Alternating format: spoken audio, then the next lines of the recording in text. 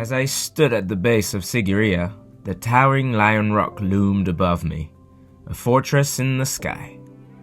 It was hard to believe that over 1,500 years ago, this sheer rock had been transformed into a royal palace.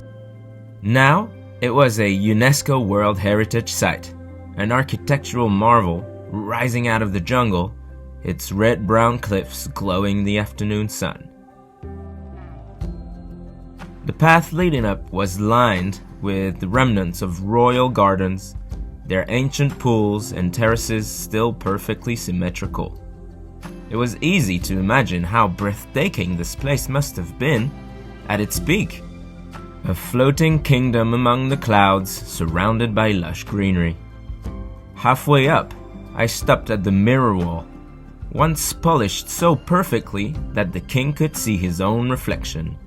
It was now covered in ancient inscriptions, centuries-old graffiti left behind by visitors who had marveled at Sigiriya long before me. Just beyond, in a sheltered alcove, the Sigiriya damsels watched over the rock. These frescoes of celestial maidens, their golden skill and flowing silk frozen in time, were some of the most beautiful paintings I had ever seen. Higher still, I reached the lion's paws, the remnants of a giant stone lion that once guarded the final ascent. Climbing the last stretch, the wind picked up and I stepped onto the summit of Sigiriya. The ruins of the ancient palace lay before me, stone foundations, crumbling walls, and the remains of a royal throne. But it was the view that stole my breath away. Miles of untamed jungle stretched out in every direction, the horizon disappearing into misty blue hills. A small snake slithered across the warm rock, its slender body blending almost seamlessly with the earthy tones beneath my feet. Further up, a chameleon clung to the rugged stone, its skin mirroring the rock's surface with incredible precision.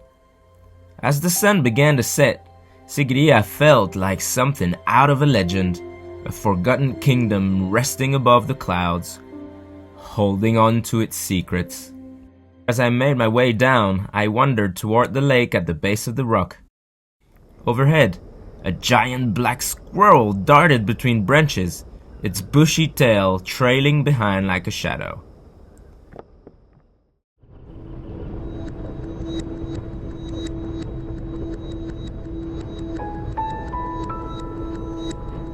The next morning, I set out before dawn in a tuk-tuk for Pidurangala Rock, hoping to see the perfect sunrise over Sigiriya.